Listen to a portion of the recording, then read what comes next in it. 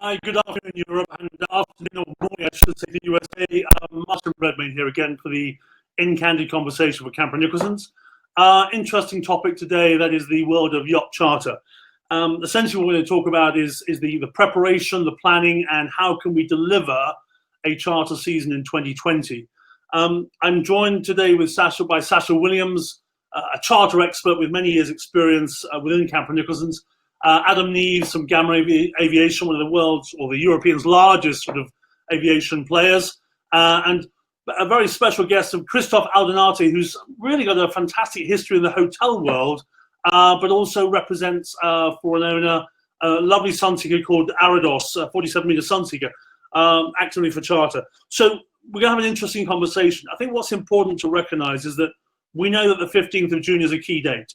We know that the market is being positive about what the season can deliver.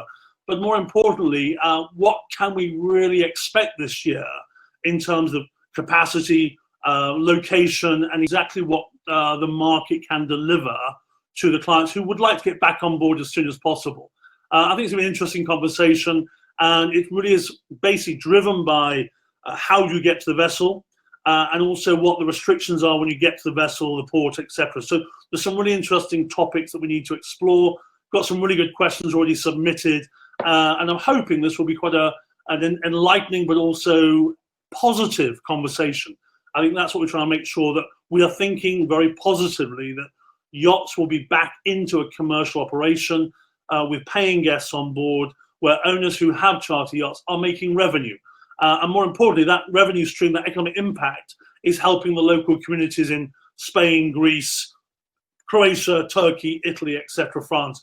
This is what will drive the market positively again and give people that confidence that we are moving forward as an industry. So without further ado, I'm going to bring on Sacha Williams to join me now and talk about her current situation, what she's seeing and what she feels at the moment in terms of the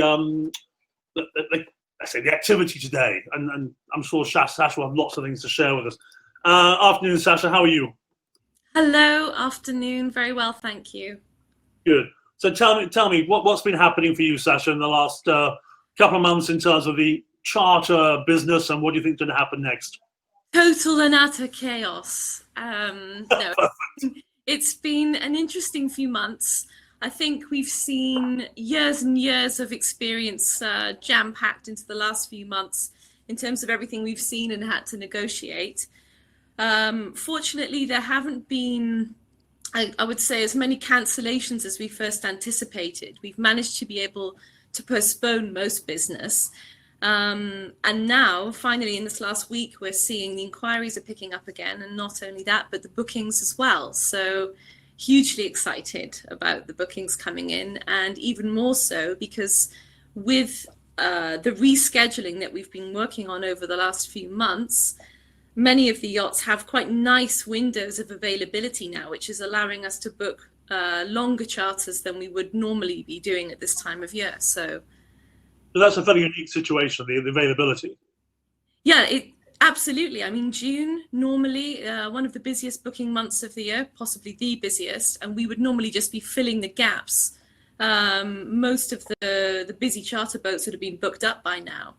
And now what we're seeing is that not only do we have large windows of availability, so therefore kind of makes our jobs easier in a way, that we're not having to shuffle around dates and ports and so on, but also we have yachts in a wider variety of destinations.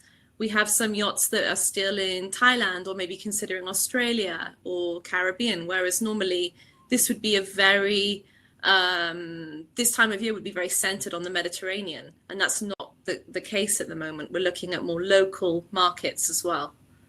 Okay, interesting. And in terms of what you're expecting this summer, when do you think things will really kick off from an operational point of view on charter? We mentioned the June the 15th date, but what are the bookings looking like, or what are the inquiries looking like?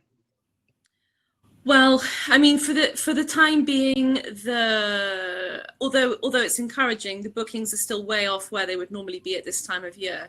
We're hoping that sometime after the 15th of June, when most governments will start loosening the restrictions, and people can actually start to consider almost almost normal travel and enjoyment of, let's say, all of the shoreside offerings. That we can't really anticipate before the 15th of June, but probably late June, July, we're going to be getting closer to what we've experienced in the past. And in terms of the Med, do you think things will become a longer season going into September, October? Well, hopefully. I mean, the seasons are largely governed by school holidays. I mean, the peak seasons are when the children, most people are off school and out of the office.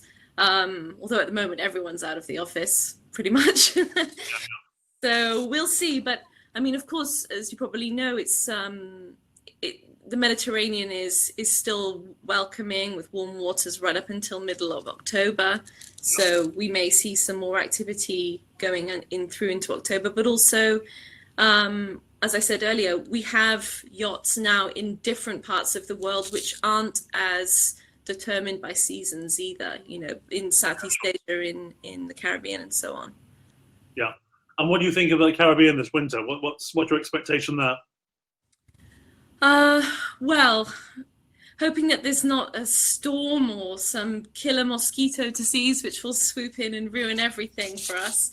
We're hoping that it's going to be a bit stronger than it has been over the last few years, with many owners quite keen to recover some of the losses they may have felt now at the beginning of the season, but also perhaps charterers waiting it out, waiting till things kind of simmer down a little bit, and they're thinking about taking their long holiday in the winter months, whereas typically the Caribbean would be a second holiday for most. Yeah, agreed.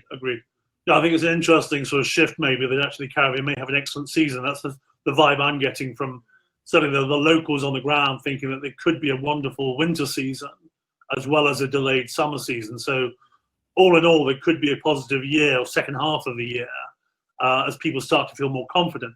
How are the crew feeling these days on the main charter boats? Are they looking forward to it? Have they any sort of trepidation or concerns? I think on the whole, we're going to kind of have to put all of our concerns aside to try, if we're going to get back to any semblance of normality. I think that while we've been in this lockdown situation, many of us have been bombarded by the media, and not the sensible kind that you're offering us, Martin, but all of this fear mongering. We do have a little hurdle to overcome there, but ultimately I do strongly believe that there's no safer place than a yacht to go on holiday. It's interesting from a crew perspective as well. They probably, and I'm just talking from a perception, they're probably quite bored at the moment and would love to get back onto an operational phase and actually have guests back on board. And the whole financial benefit of that process and the actual excitement of having interesting people on board. Absolutely. I think this has been a very turbulent and uncertain time for a lot of people, and I think everyone's just raring to get back to the normal, some sense of normality. And yes, having guests on board and getting back to the everyday of charter. Yeah, and I think what may happen is that as a result of this window, they've always been thinking, or maybe there's a feeling that they can give even more this year in terms of energy and positivity and service, because it's this sort of euphoria of being out of lockdown or out of the COVID pandemic, that when people are on board, they can give an extra mile maybe. We'll talk about that later on with Christophe, I think. I think that the crew are actually going to come into their own more than ever this year, because the guests are arguably going to have a far superior experience on board the yacht than they may have in many of the shoreside, area venues. Sure. No, I think that's something that the market needs to almost reinforce, is the safety, privacy, hygiene, and the absolute perfection that we can now deliver, whereas there may be other things that have to come into play on land. But I'm sure Christophe can have a view on that from the hotel side. So I'm going to bring in Adam now from Gama Aviation. Just stand by, please. Sacha, thanks for that comment anyway. Are you going to join me, Adam? Yeah, I'm here. There you are. Adam, how are you? I'm very well, thank you. Thanks. Are you near Farnborough or?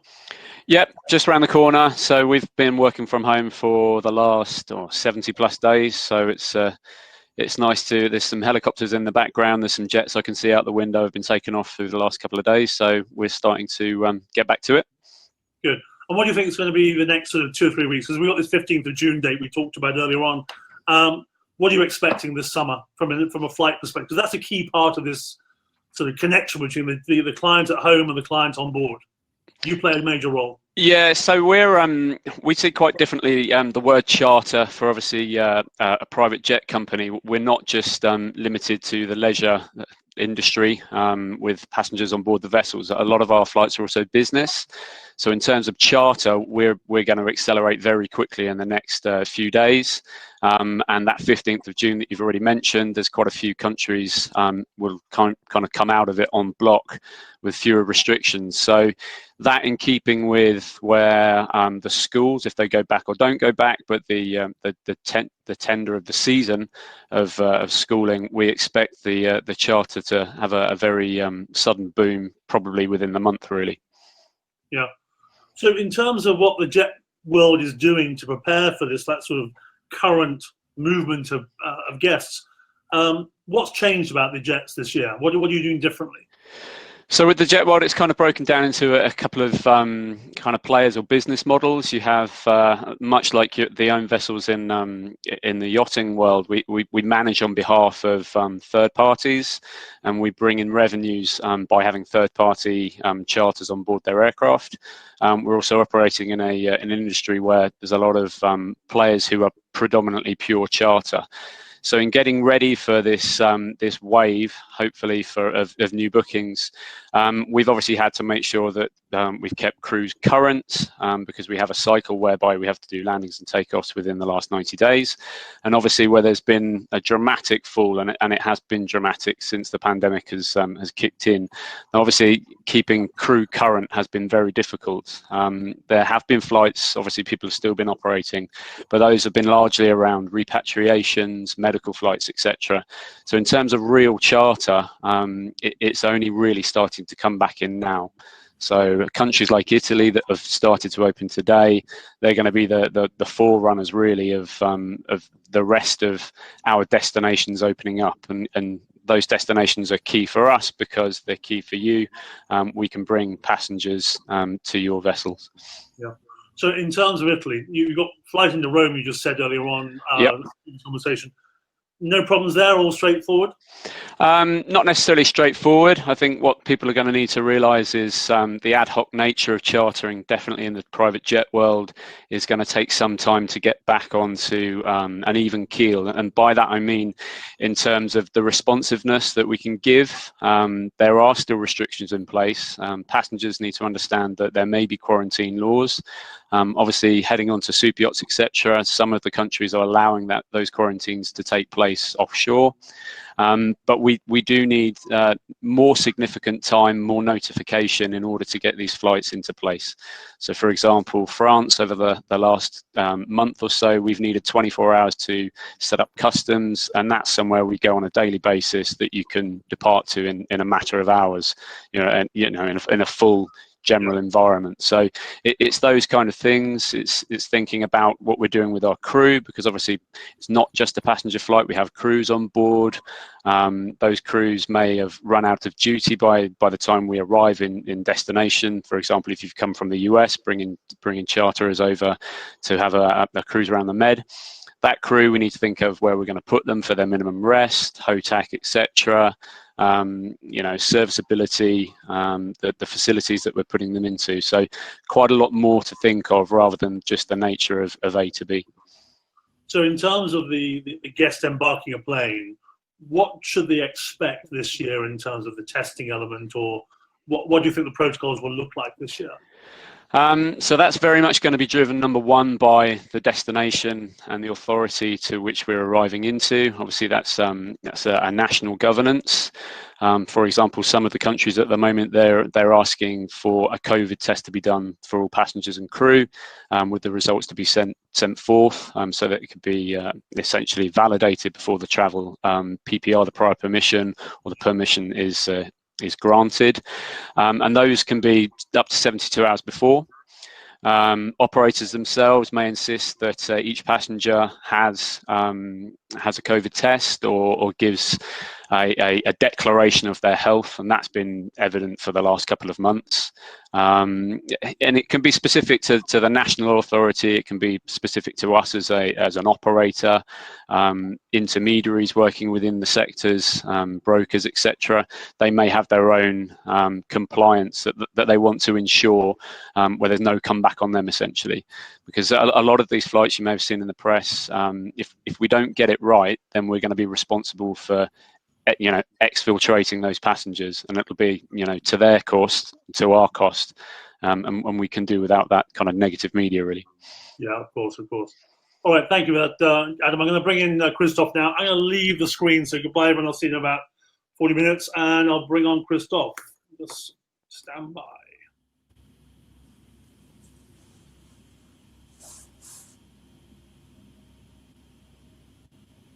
Christophe, are you joining me? Yeah. How are you, Christophe? Hi.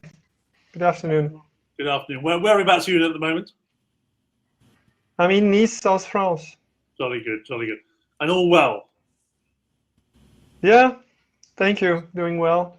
Can't wait to go back to my teams, either in Switzerland or in the US. So tell me about the Swiss relationship you have. What's happening there? We are currently planning to open an hotel. It was planned to open in July. First of a collection of 5 or 6. And this hotel will be part of a group named Crest Hospitality, in which there is already our yacht, Arados, you named it earlier. There is another one, Levantine 2, and 11 other restaurants in the US. So it's a whole offer around the world that we can have for our guests. Okay. And just tell me about the hotel world. What's currently happening from your perspective in the luxury resort world across, let's say, the Mediterranean, first of all? What do you think's going to happen, and what has been happening, what's going to happen? For the hotel, you mean? Yeah, at the moment. Well, for the hotel, at the moment, I think everybody's in the same situation. We were able to operate, but again, if I speak in general, hotels have so many guests to deal with, so many people to deal with in a single area, that it's complicated to explain to the guests that we protect themselves and having social distances respected, even though we are doing it. In our case, since we are really like a yacht, but on the shore, meaning that on 9,000 square meters, we only welcome 26 couples. There is 26 suites only.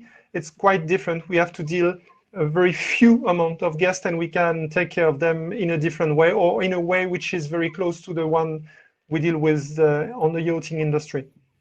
Okay. And then you're also managing Arados, the 47-meter Sunseeker.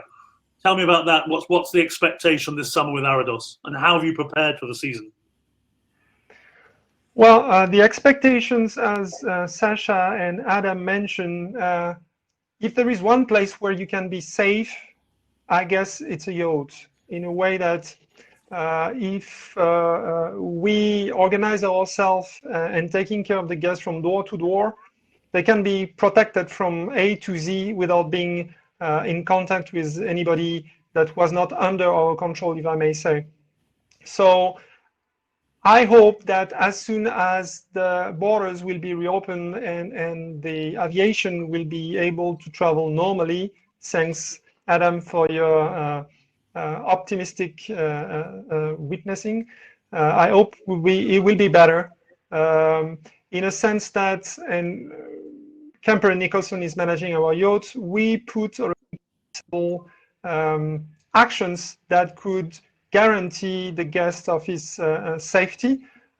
We took those protocols and actions from our hotel, hygiene, but other kind of amenities and added value. So I wouldn't say I'm too optimistic, but I remain optimistic because there are many ways to control the whole chain of service. which is a little bit more difficult with a large hotel. But the same in a private jet. I mean, it's small and you can manage from A to Z before the guest arrives, when the guest is on board, and when he leaves. And after he leaves, we can take care of the jet again for the next guest. Out of interest, Christophe, how different are the hygiene protocols in a hotel versus a yacht at the moment? And what have you added, if you like, from the hotel world into your yacht space? To be totally honest, of course, we have added to the yacht some protocols that I took from our hotel, but I took the protocol in our hotel from the medical industry. Right. We have been validating by doctors and laboratories our protocols. For example, we are using a steam machine at a very, very high level of temperature, which kills everything to clean. It has two positive impacts: no chemicals first, because use of chemicals to kill the virus and bacteria is not very good for hers. And second, it's at 140 degrees Celsius, you really, really kill everything.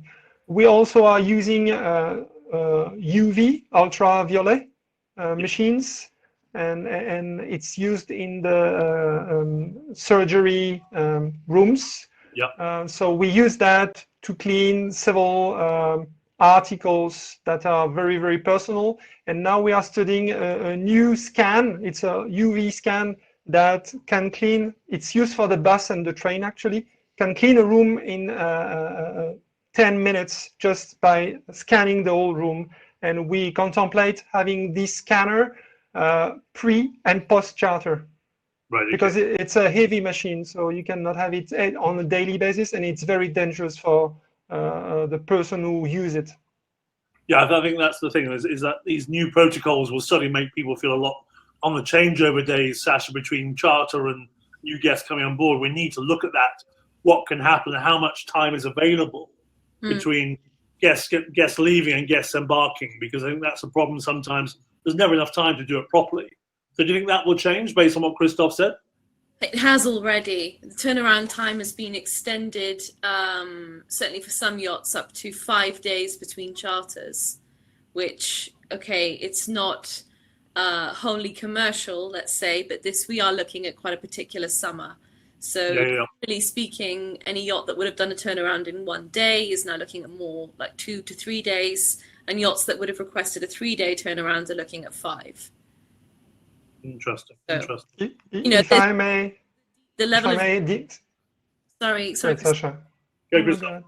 If I may say something, we need 3 days to really properly clean and disinfect the yacht from ceiling to the bottom. Yeah. Yeah, just very quickly, there's a little comment just come in there that UV only it disinfects areas on which the light actually falls. So it has to be a very specific way of treating the boat. It's not just you waving a light around. It's a professional process. Correct. Covering every single square inch of the surfaces available. I think one of the things I'm also going to comment on, Christophe, is the steam cleaning thing. I've heard a lot about steam cleaning. We have to be careful where we use it, because some of the delicate surfaces on yachts will not be friendly to very high temperatures. So if people are looking to really make the yachts perfectly safe, or the jets perfectly safe, you have to have the right people doing the job. It's not just an easy process. Correct. But this is the extension of the action we've put in place. It's also an extensive training of the staff to the protocols. So the protocols have been validated by the doctors or the medical industry. Then we train our people and we make tests. The tests are done by laboratory, by checking some surfaces. We are given some, I don't know how to name it in English, but it's a piece of paper with a product on it. And we touch the surface, we give it back to the laboratory. And within 12 hours, we have the result if it's contaminated or not. And it's just an ongoing process to check ourselves. Yeah, I think it's an interesting subject that we have to sort of put this positive message across, is that you're all talking about how the assets are prepared for this brave new world, and they're going to be absolutely the focus of the industry. So there is a low risk. the level of cleanliness and hygiene will be raised to a whole new level this year. So I think it is a clear message that it's a safe world we're trying to develop and deliver more than ever. I think that message probably needs to be on top of the fact that it was always probably above average before that anyhow. You know, the people that we're moving under these guises, they're used to it being tip-top condition, the best of the best. So we're adding a level on top of what was already a very good level. It's not like commercial airlines or ferries, for example, where we've got a high turnover of people with a short turnaround before they go out. It is, you know, we're looking after these entities on behalf of the owners as much as we are for the charterer that comes on next. Yeah, I think, Adam, that's a fair comment. The fact is we've already got a high standard, but we're just taking it another level because there is still an element of paranoia or insecurity. We have to just make sure that we're reinforcing that message as much as we can without scaremongering. It's a positive element rather than a negative. It can't drown out the other messages, and the other messages need to be the positivity of, you know, let's carry on, let's get back to it. People want to fly, people want to get on the boat, people want to cross borders, and we're the guys that are going to help them do it. Yeah, absolutely. Just a little commenting question came in there. I've lost Sacha off screen for the moment. Sacha, you still on voice? Yes. Okay, I lost your lovely face. Oh, there's a comment that's come in related to the cleaning time and this handover time or the changeover time being extended. Mm-hmm. Does that affect pricing in any way? Well, not that we've seen so far. I mean, we haven't seen much movement in pricing, to be honest. There have been some, let's say, expectant inquiries from some charterers looking to see if there'll be any deals on the horizon, anticipating that people will be desperate to get bookings now. But actually, we're not seeing that. We're seeing that owners have had considerable costs to bear during this whole period of keeping yachts maintained, arguably in better condition than ever, because they've had to review their whole process about how they get charter ready, plus making sure that the crew are all ready for the season and properly trained in how to conduct charters in this post-COVID-19 world. So I can't see that it's affecting the pricing for now. I think it's more, I don't think we're going to be looking at a normal summer anyway. I think for the trend that we're seeing now is certainly for some longer charters, arguably is the logistics involved in getting to and from, you know, your safe haven at home to the yacht, being slightly more complex than they would normally. So I think it's going to be, the pace is going to be a bit slower for everybody, is what I'm saying. Sure. So on that topic of the booking process and the planning process, what do you really think is going to happen in terms of the supply-demand equation this year, from a jet perspective and from a yacht perspective? Because I'm assuming, Adam, more people may fly than they've ever flown because it's, let's say, a better safe haven than going commercial, or it just has more flexibility. So where's the demand equation looking, do you think? So demand for us has gone up in terms of the people we're talking to. In the closed off months that we've just had, we've seen more coming through asking questions about using jets that have never used before, and that's probably based down on compassionate and repatriation reasons. But that's now going to morph into the charter leisure side as well, where people that have maybe and ahed about getting involved in private jet charters previously will step forward and think, you know, I'm not prepared to go through the big commercial airports. I'm not prepared to go on the airlines, even, you know, business or first class. I can isolate my family on the jet and we can get to our destination more efficiently, saving time, but equally in a heightened, more hygienic environment, let's say, which is a good thing, and that is going to start to come to fruition. Now, for us, that's an educational piece, because it's not so much on that side of things going to be about the price. It's going to be about offering the services and showing what we can provide, but equally that we do put off people. You've got to get that right blend, I suppose, of what a budget is against what their expectations are. Yeah, understood. Sacha, what do you think about the supply demand this year? There are some yachts that have decided to sit this summer out. Arguably, large quantities. Pardon? Large quantities, or just a few? No, just a few. Just a few, because they maybe had other big concerns, significant surveys, maintenance periods, refits, and so on. And they determined quite early on that this would be the best time to do that. Rather than, these decisions were taken fairly early on. And remember, none of us really knew what the future held in March or how long this situation would go on for. Now we're starting to feel a lot more, or the mood is far more buoyant about the summer, and certainly we're hoping that it will be extended. However, let's say there may be slightly less yachts available, but there's also slightly less clients. Let's not forget that there have been quite a number of people that wanted to postpone because they feel that they may be at risk, or part of their group would be vulnerable to COVID-19, so they prefer not to travel. They're sitting out this period and maybe, as you said earlier, focusing on the Caribbean or a trip next year. However, there's going to be a lot of people who maybe will be considering yacht charter for the points we've pointed out. It's arguably, okay, you mentioned a perfectly safe place. I don't think anywhere's perfectly safe, actually, but I think a yacht is about as close as you're going to get these days to that very sterile, carefully cleaned environment where the crew will be respecting the strictest protocols anyway, that this is what they're used to on a normal day. Yeah, I think on that point, there's a comment here from Sacha, from Bryony, about what are the protocols for the crew this year? Has that become clear? Because there's another comment I've got in a minute.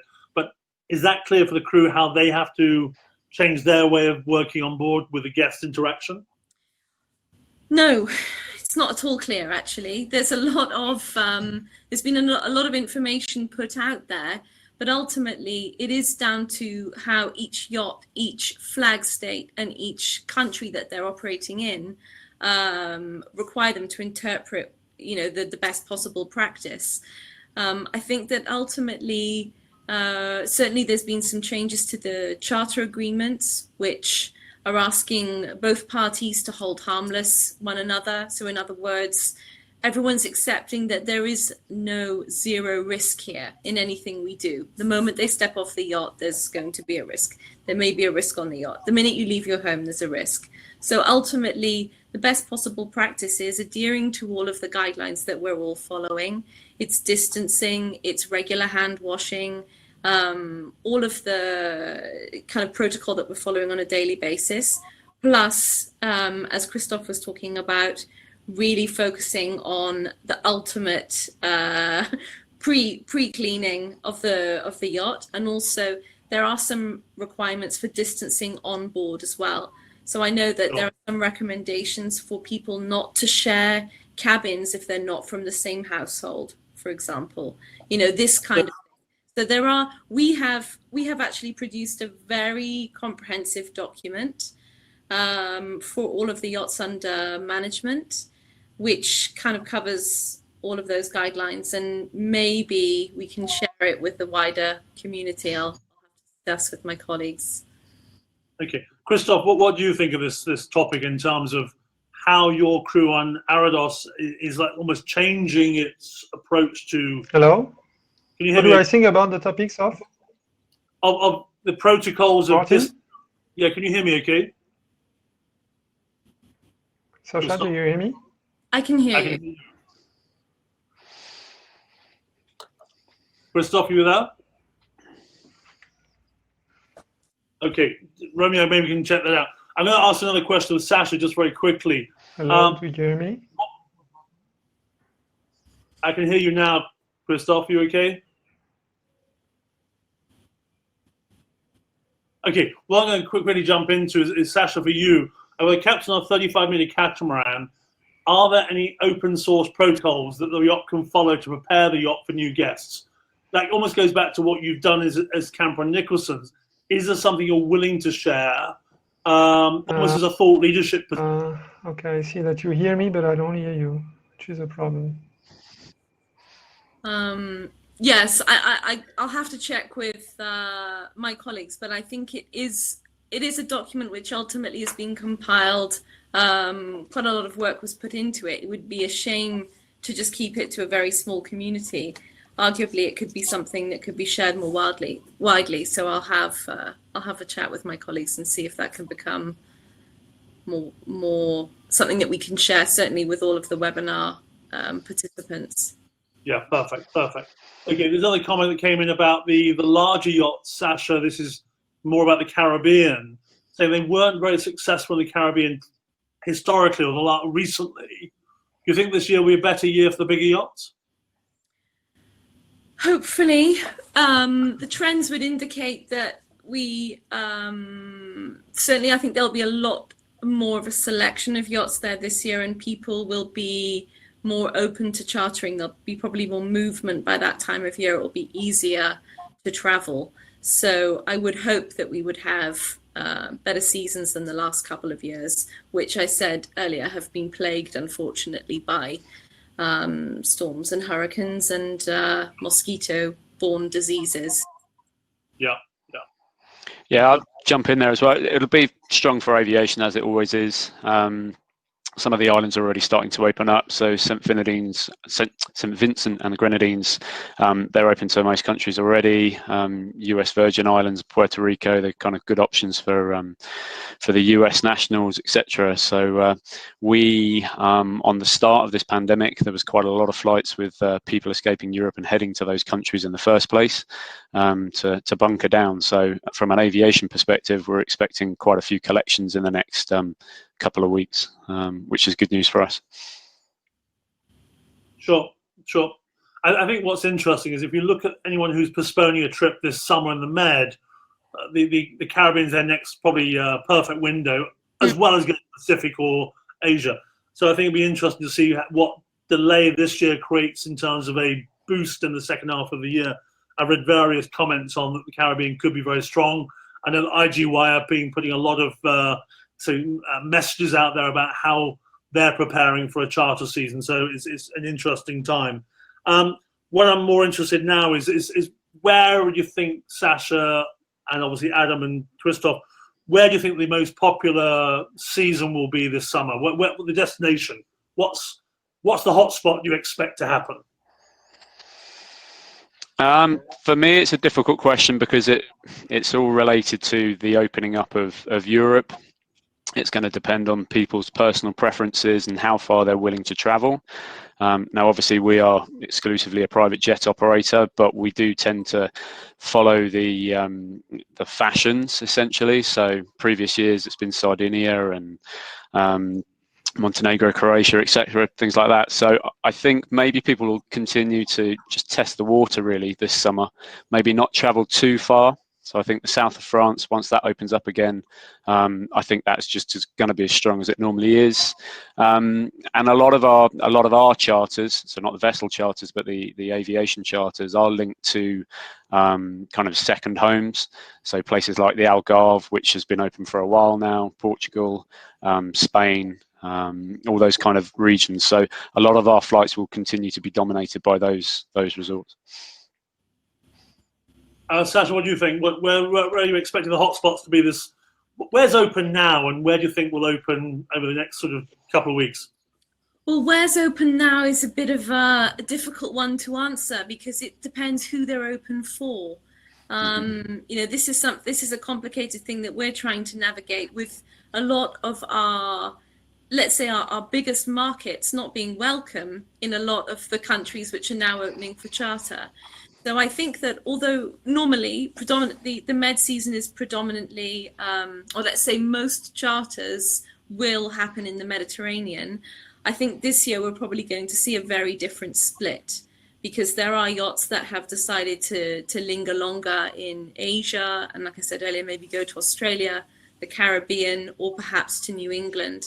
We're going to see, I think, a lot more, a very different spread in terms of destinations this year, depending on where people can go. Americans are a massive market for us, and probably it's going to be some time before they're going to be allowed into most of the countries that are now opening for charter. The same thing for any British people, and certainly looking at lists of countries for a lot of the countries that are opening. There's very few of, let's say, the strongest markets that are being welcomed at the moment. So hopefully that will change in the coming weeks, and this is why we're anticipating a bit more of a boom at the end of this month. Yeah, I think it's still quite early to predict some of these topics, but I would certainly expect that with the expectation of, let's say, vessel movement starting now, jet movement starting now, we would expect that July and August will have a lot more clarity that the typical hotspots will be open for business, because they can't survive without us, surely. I think if we were having this conversation in 3 weeks' time, it'd be completely different. That 15th of June is a big date for a lot of us. Italy has obviously clearly opened up already today, which has helped, depending where you're coming from. But the countries are going to start following suit. And once they start following suit, then obviously we can get into them. And by then as well, you'll have had a lot of business aviation flights. A lot of operators will have already carried passengers that aren't linked to leisure. So there'll be more data out there. There'll be, the talk of second wave. We might have some information that'll open up the leisure market because people feel more confident to travel, and that can only be a good thing, really. And also, the weather. If the weather is good, we've all been in lockdown. We've all been in our homes for 2 months. And as nice as it is to be in the back garden in the sunshine, I'd rather be on a super yacht in the Mediterranean personally. So I think a lot of people are going to feel like that, and last minute bookings will start to come in. I think that's the most encouraging news that we've seen, is that the desire is still very much there. And as we all know, in this end of the market, where there's a will, there's a way. So as long as people still want to carry on chartering, then we're going to figure it out. Yeah, agreed. I think that's the most important thing. We have to be ready as an industry for that, what I call that sudden surge of people saying, actually, I now feel confident. So from all three of your perspective, from the, I call it door to deck journey, how do we change the game this year to improve it, optimize it, make it more seamless, more joined up? Well, I'll start because we're probably the first part of it. I think it's an education piece to the clientele that they need to do their part. They need to be ready with their information, clarity of what they want to do. But it comes to simple stuff like passports, checking your expiry dates, knowing how quickly you can get a COVID test, for example, the restrictions on how they work and what time frame you've got to play with them. If you're putting in and you've booked an aircraft, for example, keep to your schedule to start with. Let the operators get to a point where they have a confirmed schedule from all parties. And with that, that means the permits are in place and we know we can fly before you start tinkering and making slight adjustments. Because it's always easier to change something once a permit has initially been given than you to be drip feeding in on a case-by-case basis. And then that leads to us being able to get airborne and bring you down. We can link that in with ground service providers. So clearly down in the Med, you've got Monaco, you've got links on with the helicopters, the French helicopter shuttle agents, etc. They're all ready and waiting, and they need to start making some serious inroads into their budgeting that they've put in place and lost for the last couple of months. So they want to be operating. There's a lot of obviously ground service transfers airside that we can get in, so you don't need to go through the general aviation terminals to a degree. We can do apron transfers straight into the vehicles and then obviously off to the docks to meet the vessels. So it's more a wider thing of asking the questions of what your service provider can do above and beyond what you may have experienced previously, because that's where we're going to be adding value essentially, and we can give you the benefit of our experience. Sacha, what do you think we can do better this season in terms of the whole customer journey, the experience? And the customer journey, it's going to involve some expectation management on the part of the charter brokers and the captains, in explaining that things are going to look and feel a little bit different this year. I think everyone can kind of anticipate that, but it would be an important thing to stress, especially as we know where exactly our clients' expectations are placed. And the next thing is, in terms of the experience on board, this is an opportunity for the yacht and the crew to really come into their own, because I think that what a yacht and crew have to offer is sometimes, let's say they're going to have more opportunities to shine now than ever before, as I think more of the charter is going to be centered around the yacht, and there'll be less, let's say, shore-based activities than they would normally enjoy. Yeah. Christophe, any comment on this? I think you've got a very broad spectrum of experience in the hotel world, but also with your yacht project. What do you think is the best way of actually tying this whole luxury experience together and make it even better than it was last year? Even better than last year, it's quite difficult to answer. I would say that more safely, more considering that time on board will be much more longer than usually. Somebody I saw on the chat that we have to consider having an internet bandwidth much more larger than before, because people will be requesting probably virtual meetings or just streaming. And this is part of the equation. Also, all the protocols we spoke about, but suppliers will have to respect our protocol to provide on board instead of having our chefs going onshore, because the less they go outside of the boat, the less we expose our guests. And again, we can have the suppliers coming without crossing the channel of the guests. But then there are several offers and activity we can provide also. Has an added value, because somebody mentioned those protocols will have an impact on the price, and I know that some people are expecting maybe to have some drop on price or other things like this, and I would say that those protocols and all the actions we are putting in place, but we should also adapt ourselves. You said we have to adapt our industry, should be added to the offer without moving the price, not increasing it, but neither decreasing it. This represents a cost for us, and the guests should not suffer about that. So it's part of the adaptation we have to show. Yeah, I think it's an important point, that in terms of we should not expect really a price war. We should be expecting a price almost value proposition that says actually we're going to deliver even more on board and more quality. You mentioned before to me, Christophe, about putting extra, let's say, services on board, different experiences on board, because you're right, Sacha, I would expect a lot of guests to suddenly turn around and say, actually, I'm staying on board.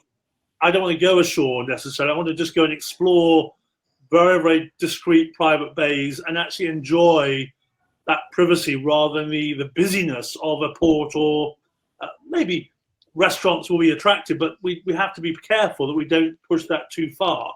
But I think that what the yacht can deliver is even better than what's ashore in terms of food experience. It sometimes gets forgotten about that actually on board is this personal restaurant that is always at your disposal 24/7, and it becomes this obsession with going ashore and experiencing nightclubs or big clubs and things. So maybe it's a year where people get back to basics and loving the yacht and loving the sea. Of course, because a lot of the atmosphere that you seek out when you go ashore, it's because you want to go to those busy beach clubs and so on, but it's going to be different. It's going to look different this year. So I think really just to focus on the superlative service that you can have on board, the fact that you do have a private chef at your disposal, that you do have, crew there that are skilled in water sports and able to entertain keep the children entertained, and all of these things that I guess people have been longing for during this period of confinement. And yes, like you say, you can still, of course, enjoy restaurants and beach clubs and so on, but they're probably going to look a little different than they have in the past. Yeah, agreed. Martin, if I may say, I'm not sure that our guests this year will be seeking for crowded beaches where they will party and everything. No. Rather than, for example, on Arados, our chef was trained by the other chefs that we have in our restaurant, and several of them are multi-starred Michelin, trained by Robuchon, and we have included in our menu on board several experience from several countries and several cities in the world. So it's an added value to the fact that maybe you cannot go onshore, maybe you won't go to your usual beach to have your special fish, but you will have it on board this year and the following years, of course. Yeah, I think that's the point, is that what we have to do is get back to this message that whatever you want, we can deliver, and beyond your expectation, pretty much. That's the promise, surely, Christophe. We can deliver anything. Yeah. I'll just give a bit of an aviation flavour to that. We're slightly different on the fact that obviously our clients are on board for a number of hours, if even that, as opposed to the guys on your vessels, which would be weeks and days. So our added value is more going to be a case of looking at who is providing the service for you, looking into things like their compliance, their history, their accountability and capacity to do what you want. We're going to end up in aviation terms with a lot more competition and therefore availability. So we're going to be having a bit of a price war to some degree, I would imagine.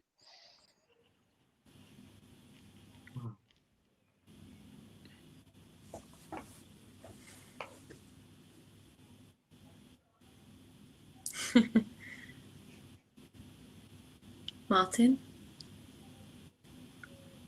Is it just us, Christophe? Looks like. Just us. It looks like even the attendees disappeared. What do you say? I said it's good to know that there'll be some savings for people then, at least in aviation. Sorry, I fell out. I think there's a technical hitch there. We just lost something on the system.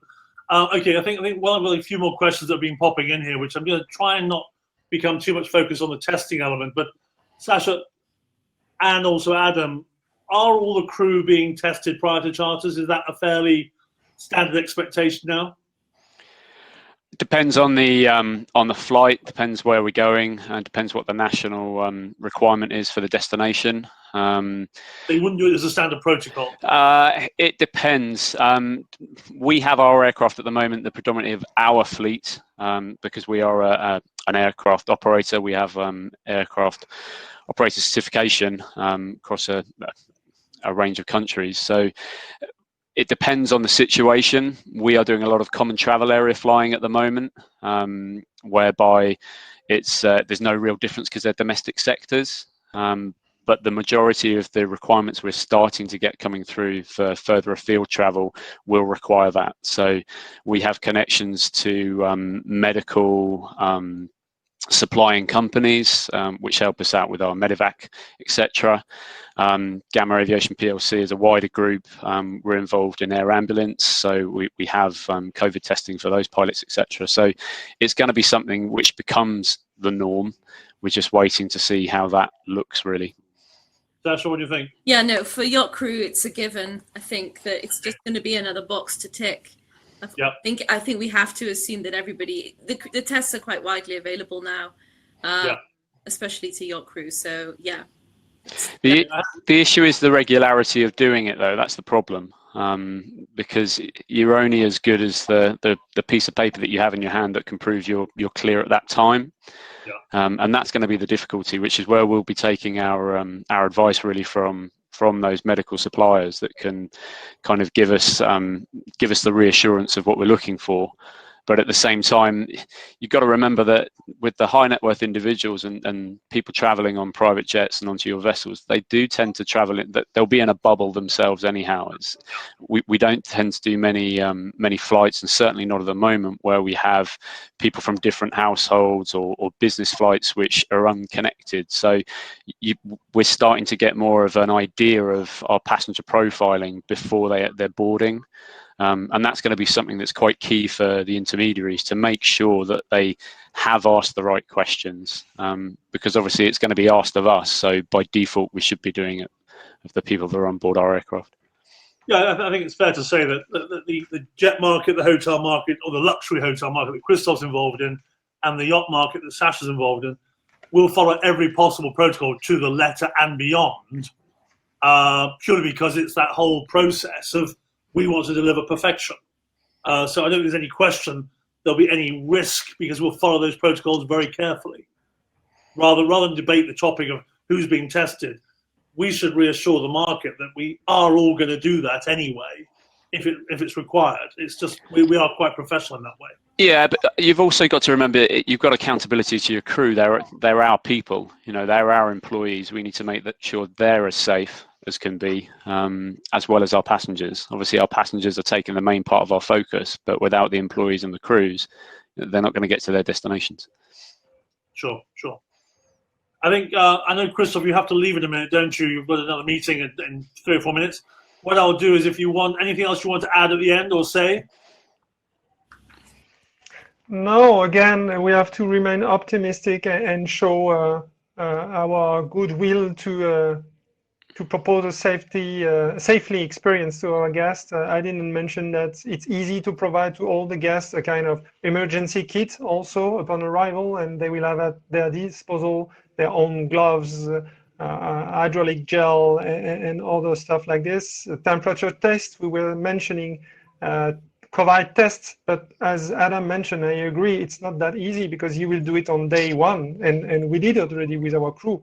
But what about in 7 days? Do I have to test them again, and where they will be, if they are in Greece or if they are? It won't be that easy. So I have no answer for that, but surely they all have been tested before the season. They have a daily temperature test, but we cannot promise to all the charters that our staff will be tested between 2 charters, for example, especially if we have 3 days or 4 days. We won't have the result on time. Sure. All right, okay. Christophe, thank you very much indeed. If you want to exit, I can join the conversation myself. Thank you for your time. I'm sorry to have to leave. Not at all. Bye-bye. Bye-bye. Bye. So I'm going to join you now on screen. Sacha, just a quick question to you. What do you think is the sort of, let's see, the opportunity for the Pacific, Asia, and etc. this year? What do you think we can do better there? Because it's been talked about a lot in terms of the potential, but what do you think is the best thing we can really sell to the market in terms of Fiji, Tahiti, Thailand, Indonesia, etc.? This, to me, is the biggest potential marketplace for the future. Absolutely. It offers this. There's a bit of an echo. Same amount of variety, or similar amount of variety as we see in the Mediterranean. There is an increasingly, let's say, diverse array of yachts available in that region, and especially now that Australia and New Zealand have opened up as well. I mean, it gives a very clear route, if you like, for yachts that are wanting to go further, let's say, onto the South Pacific. So we've seen definitely an increase in demand, but also in the yachts that are going there and making themselves available to charter. And I do hope for us that, let's say, the spectrum of where people are chartering widens a little, because it makes things more interesting for everybody. Yeah, and I think also that the fact is that everyone talks about the tyranny of distance, but actually it is probably the most amazing place in the world once you get there. And I think we have to almost overcome some of those barriers with people like Gama, and the actual journey can become seamless again. It may be a long way away, but actually, Adam, what is the most logical route to sort of go into those places in terms of how easy is it to get there these days? privately? Increasingly so. We have charter divisions at our bases in the Middle East, and we also have Far East and Hong Kong, and they've been doing great business over the past few years, and that's where we've been extending some of our focus. Those destinations have always been long haul favourites, heading out to New Zealand, Australia, etc., with the commercial carriers, and we're now finding that is starting to become a well demanded sector within private jets. The only thing you need to take into account there is the duration of the flight time. So we need to have heavy crews, for example, where we're carrying additional crew complement, and it really does then become quite specific in terms of the aircraft you use. If you're coming from further afield, then obviously there is a higher cost involved, but it's certainly not somewhere people should look and be alarmed or be conservative about their approach. It's it's an open area and there is a lot of traffic that way. And I think from a kind of personal perspective, people are going to look and see the likes of New Zealand and how well they've coped with it as a country. They're going to put barriers around countries from their own personal perspective and think, I'll give that place a try, for example, because I think they look like a bit of a safer culture, or they've dealt with the pandemic in a better way than we've maybe with other countries we regularly go to. So I'm hoping that some of those destinations start to become a bit more fashionable purely on that basis. Of course, we have clients in all of these places as well who may be looking to charter closer to home. So now that we have an arguably more diverse offering, it's more interesting for them to do so. Yeah, I think that's the key thing, is that we can't just stay in a bubble of European or US clients within the Med or within the Caribbean. That the world is a very big place and there's some pretty spectacular opportunities now. I'm just wondering, from your trends in the charter sector, Sacha, how many people typically are looking to go beyond Med or Caribbean out of your typical charter inquiries? It's increasing every year, although until it happened, it was still, the Med was still, and when I say the Med, I really mean, France, Italy, and Spain were always that top, let's say 65%. If you look across, all 2,000 plus yachts that are available in the super yachts charter sector, that's where the charters are happening. Have been. Okay. So it is definitely increasing, as I said, as yachts are going further afield and there's more variety available to clients around the world. It's allowing them to be a bit more adventurous. Yeah, that variety for us is going to be good as well, because we find a lot of clients who we interline with the super yachts, they might be spending more of their budget on the actual vessel themselves rather than the traveling from A to B.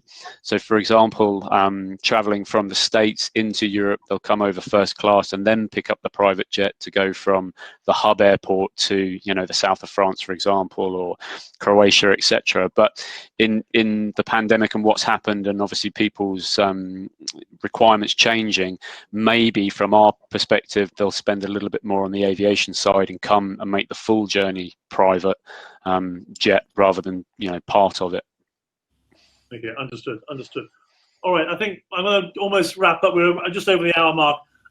What I want to ask you, Sacha, from your point of view, is what recommendation or advice would you give clients at the moment, or the charter industry? What's one takeaway piece of advice you'd give everyone now? To keep thinking about your future holidays and to stay in regular contact with your charter broker, as you can be sure that they'll be keeping you apprised as soon as it is possible for them to go on that yacht charter. They'll be the first to know. Adam? I'd say kind of book early to avoid disappointment, really. Obviously, we're expecting a big influx. We're expecting people to want to go. And therefore we want to service those requirements. And obviously things like cancellation periods, flexibility has changed massively over the last couple of months. So we want your business, but equally, if you can't go for whatever reason, we'll shift and we'll work with you. I think as much as we've seen, it's been a difficult couple of months, but we're here to make the next couple of months a lot better. I think I like what's on your wall. Keep calm, carry on. I think it's probably the way to go.